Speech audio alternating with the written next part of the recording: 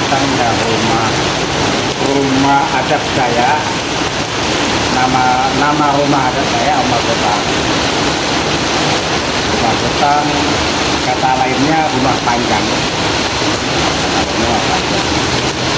Betang itu artinya kalau diucapkan membentang, artinya memanjang. Ya nama rumah adat, rumah asli orang Dayak itu Betang. Itu nama salah satu nama di daerah tertentu gitu, karena nama rumah adat itu lain-lain. Ada yang di Betang, ada yang di Gamin, ada yang di Radang, itu Radang. Jadi Betang itu rumah adat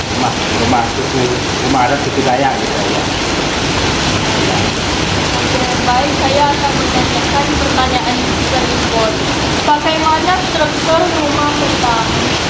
Struktur bangunannya ya biasa saja, hanya bedanya tinggi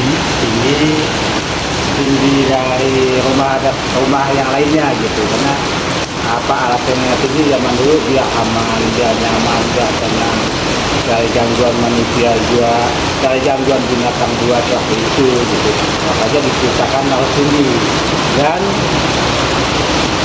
membentang, memanjang, karena waktu itu ada ketentuan atau kebiasaan jangan misah-misah gitu, biar dalam kehidupan berkampung itu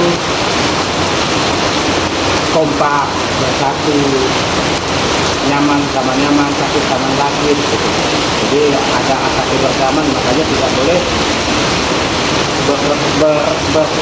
berpisah-pisah, harus satu, makanya terjadilah panjang gitu. Oke, yang baik yang nomor 3. Kapan rumah Betang dibangun? Kalau rumah Betang ini tanggal dan bulannya kita tidak tahu, tapi tahun dibangunnya tahun 80 atau 81 waktu itu. 1980 atau 1981. Pertanyaan selanjutnya, sebagai tempat tinggal masyarakat, kira-kira di mana aja lokasi rumah Betang ini?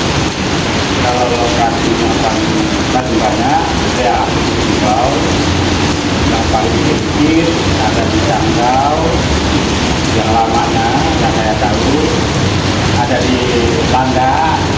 Kalau di Landa di kecamatan saya, di kecamatan Pengasila, di Saham tepatnya.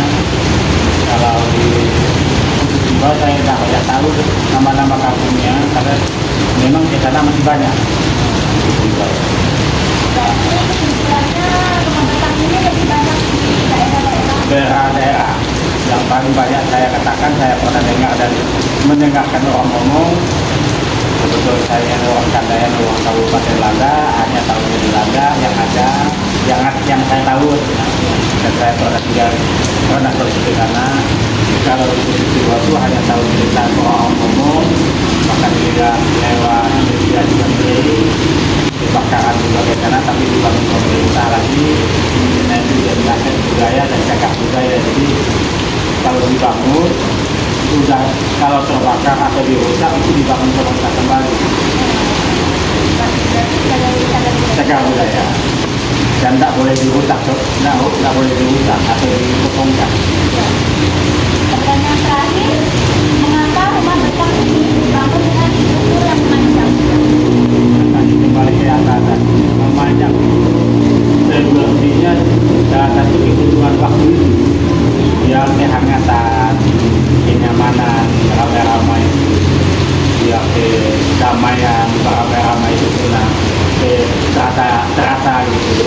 Karena kebutuhan waktu itu alam ini manusia lagi sedikit, gangguan dan ancaman alam pada manusia waktu itu sangat terasa ada, baik tubuhnya maupun binatangnya maupun manusianya waktu itu satu sama lain masih saling mencurigai. Dan faktor waktu itu masa masih belum punya pendidikan, pengetahuan dan lain-lainnya sesuai dengan zaman sekarang. Jadi waktu itu faktor itulah yang dulu orang itu jangan kayak bersatu kita begitu, jangan bercerai. Jadi tercipta atau diinginkan kehangatan. Kita sakit sama sakit, nyaman sama nyaman, Nah, gitu. Jadi apapun kalau dekat itu buat seluruh kita nyaman gitu. Dibanding kita jauh ke bahasa bersama. Itu tuntutan waktu itu, makanya aku memanjang, mendekat.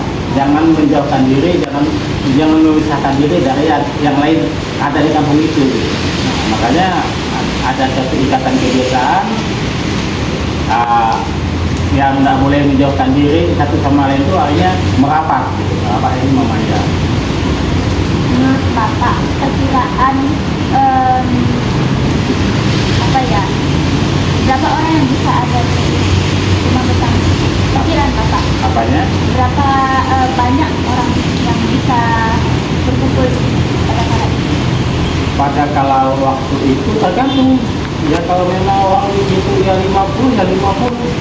Nah, kalau orang di situ ya ada 60, kalau ada 100. Nah, karena kebiasaan itu lama-lama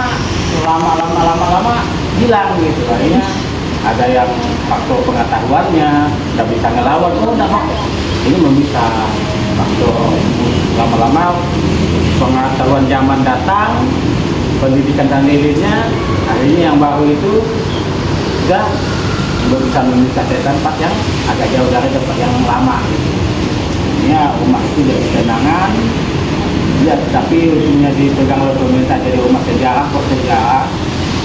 Jadi dipegang oleh pemerintah jadi cagar budaya, karena itu nanti jadi tempat bersejarah, bisa dari tempat wisata, salah satu rumah adat suku Dayak khususnya gitu.